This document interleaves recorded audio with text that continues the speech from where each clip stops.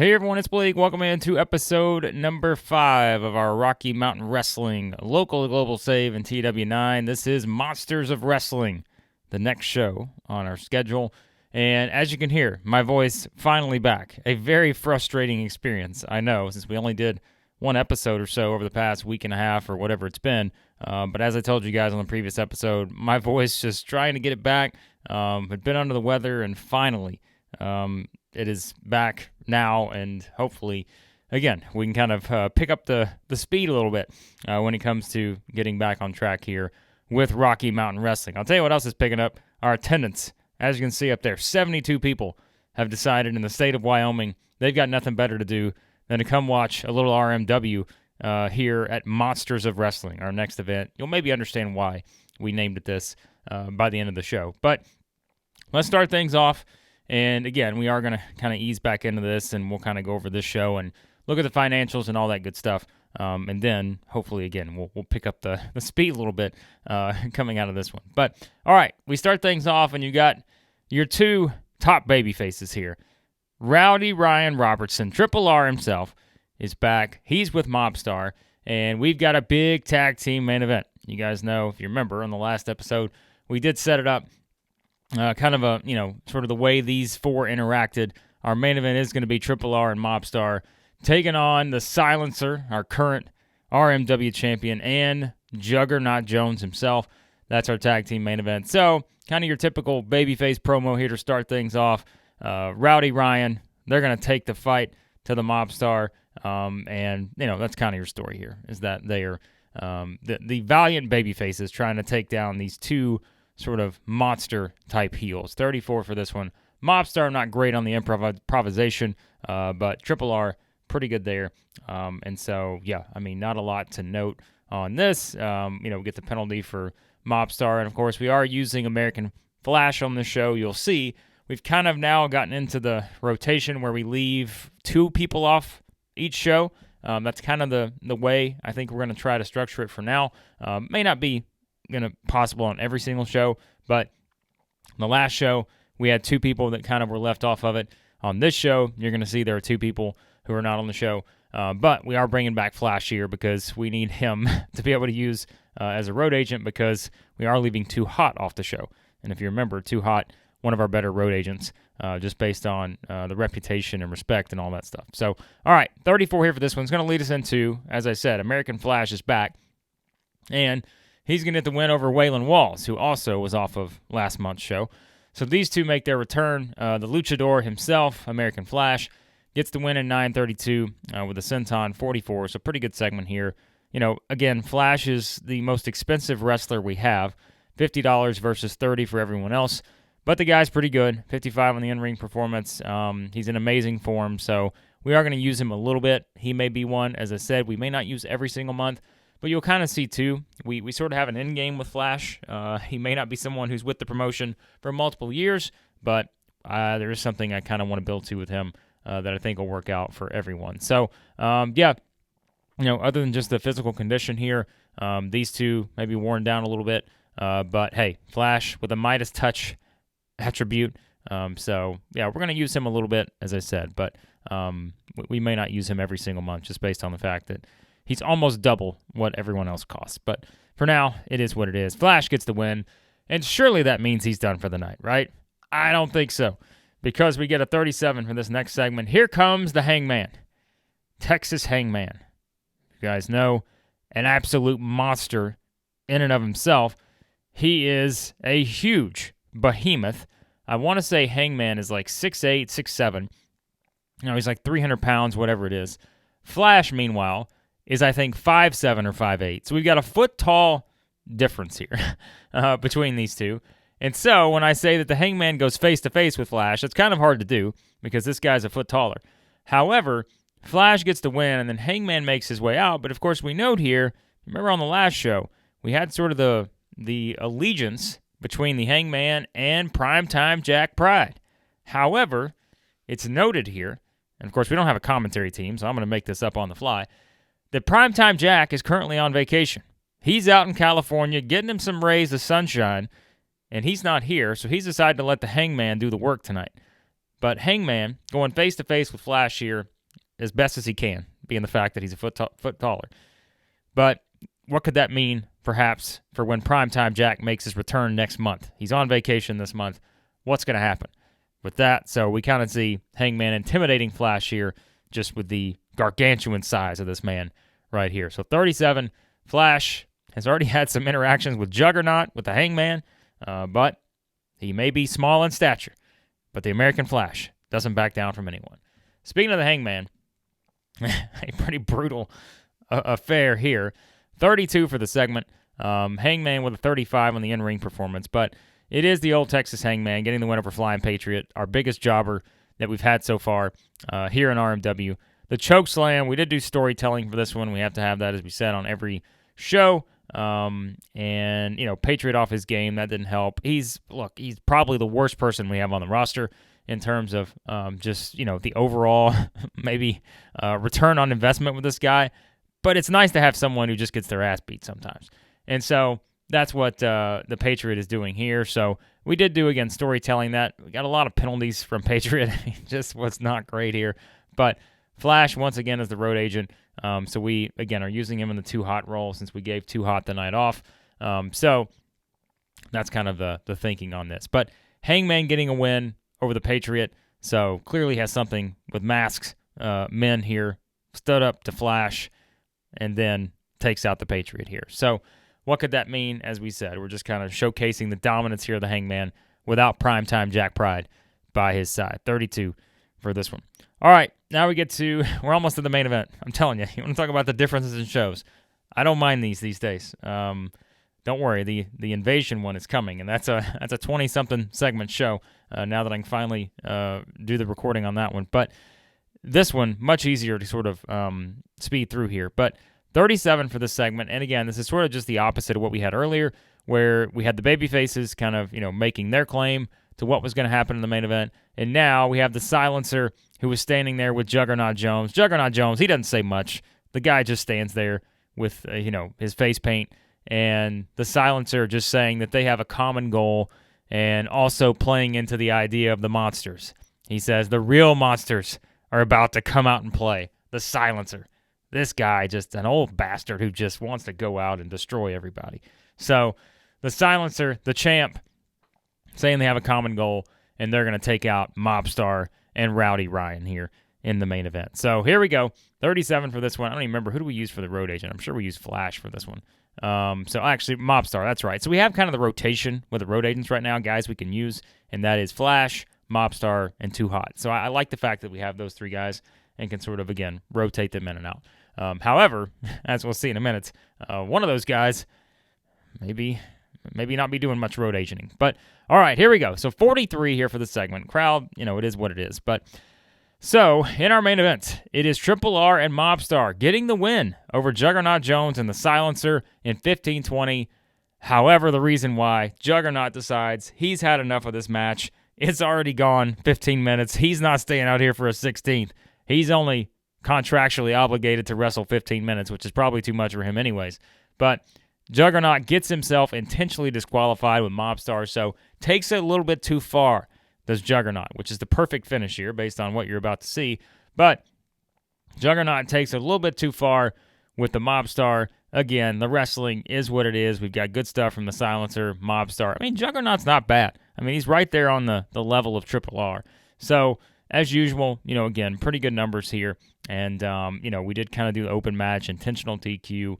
And if you look at some of the notes here on this, Juggernaut penalized for the poor use of the explosive ring style. Yeah, explosive 15 minutes, probably not exactly what we're looking for, but that's okay. We'll again, fix those things as it comes along. We still don't have a referee. I've just made that decision. We're just not using the money right now on the referee. I think next month we probably will go ahead and add a referee to the mix. We'll look at our financial situation. But yeah, I think we're heading in the right direction. So you can see some of the stuff there in terms of that. Physical condition, definitely something that some of these guys are getting penalized for. And we can kind of look at that a little bit too with that. But that's how it ends here for the match. However, afterwards, the monsters have come out to play. And that is because after the match, the heels, once again, it's been a theme of Rocky Mountain Wrestling, something about the mountains and these heels. because the Silencer, after Juggernaut gets himself intentionally disqualified, takes it a little too far with Mobstar, the Silencer has now taken out some rope. This man, he's always prepared for battle. He's got some kind of rope, and he ties Triple R to the ropes.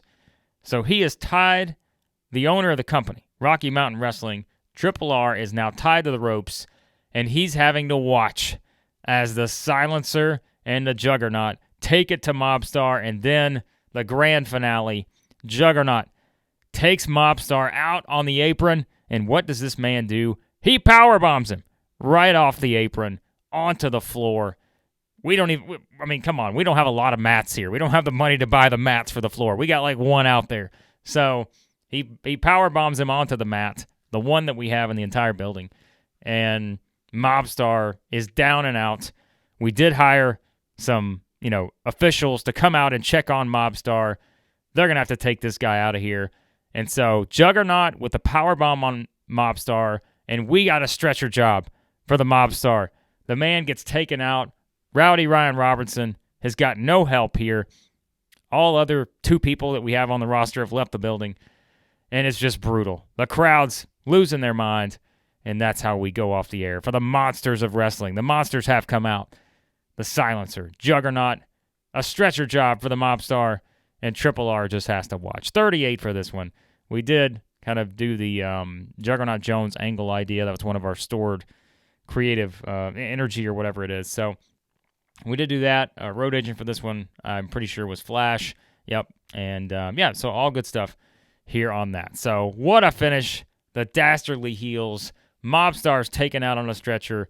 Triple R is watching his company being overtaken by the Silencer, Juggernaut, the Hangman, Primetime Jack. What's he going to do about it? Perhaps we'll find out next month.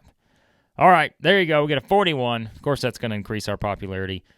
So enjoyable show, I thought, getting these guys all ready to go for what's going to be an interesting march to the summer here in RMW. All right, let's see what else we got to look at here.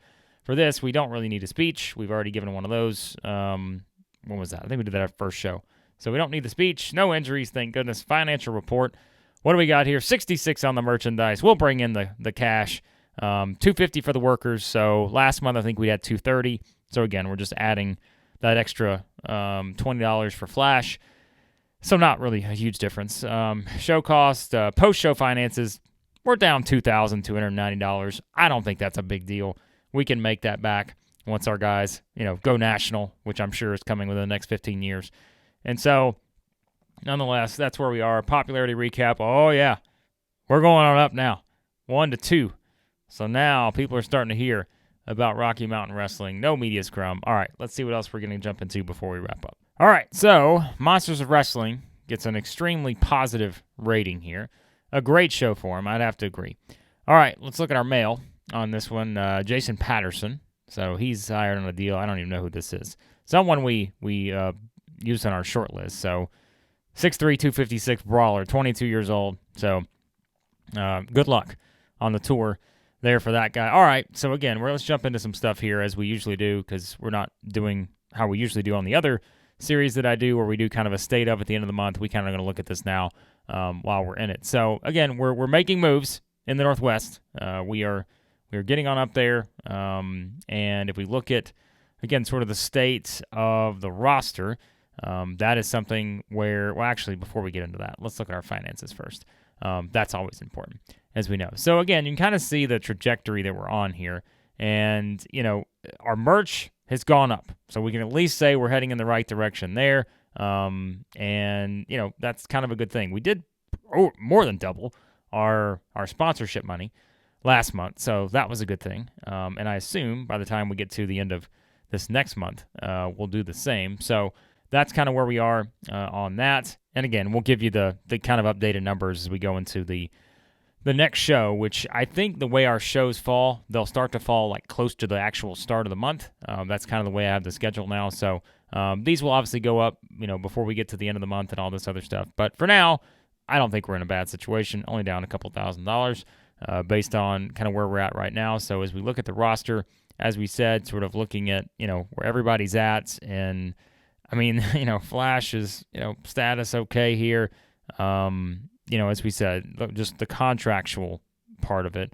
Flash is still at the 31 on the popularity, so that's about what we figured for him. Flying Patriot, I mean, this guy is just taking an absolute beating every single show. I can appreciate him because he's a daredevil. He's 5'8", and the man is he's taking a beating all the time, and his popularity just keeps going down because he is taking a beating, but that's okay. Juggernaut, where's he at right now? I've got to believe this guy is on the path to superstardom. So as we've seen, he's kind of jumped up here in the Northwest, and he did take a little bit of a knock there because he lost the match. But our guy Mobstar, I've got to think too. Yeah, so he goes from 9 to 10 to 11. Now the man is up to 15. So that main event win, be the intentional DQ and the stretcher job, he has become a popular figure. Primetime Jack, who wasn't on the show, about the same because no reason for him to go up. Triple R, he's starting to make some progress there. So looks like, oh wow, 6'6", he's a 6 there. He's jumped up to a 10. So that main event win was huge for the tag team there of Mobstar and Triple R. Northwest got a 7 here for Texas Hangman, so he's starting to make a little bit of a move. The Silencer at a 20. I don't know if that main event hurt him a little bit. Okay, so he dropped down 1 in terms of popularity. Too Hot wasn't on the show. Not notable. Waylon Walls, 15. I keep forgetting about Waylon Walls. Even he jumped up 1 in terms of the popularity. So I keep forgetting that Waylon Walls is actually someone who's got some popularity here. So remember, as we were trying to figure out the the sizes, so Juggernaut 6'7", 306. All right. Triple R is 6'5", 299. The Hangman 6'7", 344. And then, as we said, going face to face with the American Flash of 5'7", 194. So, that could be a visual if we decide to do Hangman versus Flash. But perhaps the bigger match is another one out there waiting on us. So, all right. So that was that, as we said. And, really, again, everything else, if we look at kind of our booking sheet. So, again, we're $2,300 in debt. Last month, we lost $714. I don't see that as a huge, deal by any means. And some other stuff here, if we look at kind of where we are, I'm trying to see what else we need to... Oh, I was going to show you the sort of updated event schedule. So the Wrestling Summit will be the next show that we've had. I've started to rename some of these. I haven't gotten to all of them yet, but I've started to rename some of them. Wrestling Summit will be the next show coming up. So the Rocky Mountain Wrestling Summit. Say that fast 5 times. And then in May, we're going to have Night of Mayhem, because that sounds like a big show, right? Then in June, it's Times of War, which seems like is made for the Silencer. Scars and Stripes coming up on July 4th. We're doing a show on Independence Day. We're Rocky Mountain Wrestling. Are you kidding me? So July 4th, United States Independence Day. We're going to do that. Rock and Ruin on August 1st. And then I haven't decided if I want to keep Festival of Violence. It sounds like something we would have on our list, but we'll see. So, all right. So again, I think that's kind of, the bigger stuff right now as we look at it. And, like I said, it's just sort of something where we will keep moving along, hopefully a little bit quicker with this. And if the voice stuff just didn't get in the way, we would already be multiple shows in, probably. I could have done multiple of these, but that's kind of where we are. So, but again, that'll do it for this episode. Again, guys, I appreciate you sort of being patient with this. So, I know I was hoping we'd get a lot more episodes published in a quicker time span, but being under the weather did not help, and losing the voice and all that. So there you go. As we said, that was Monsters of Wrestling. Hope you enjoyed it. Hit the subscribe button, hit the like button, and keep leaving your feedback, your tips, anything you see. I know we're kind of going, again, sort of at not a lot is happening just yet in terms of roster movement and hirings and financial stuff, but we're in the early stages here. So the thought is we'll start to bring in maybe a referee. We'll start to see if there's some other guys. We'll kind of mix and match, bring them in, for some one-shot deals and that kind of stuff. But we'll start to have some more fun with it. I've got some ideas that'll kind of, I think, make this more exciting here as we move forward. But there you go. Appreciate you as always. Check out everything else on the channel. Lots of fun stuff, in the backlog there. You can go check out all the series we've done here on the channel. Lots of episodes and pretty much most of those. And so go back, check them out. And I know if you've been waiting on the Invasion one, that one is coming. Like I said, I've had it booked for a while. Just voice has not allowed me to record that many segments, usually a 40-minute show or something. So that is the plan to do that next. And so appreciate you guys being patient on that as well. All right. Thanks as always for watching. And on the next episode of our Rocky Mountain Wrestling Local to Global Save, it will be the first ever Wrestling Summit.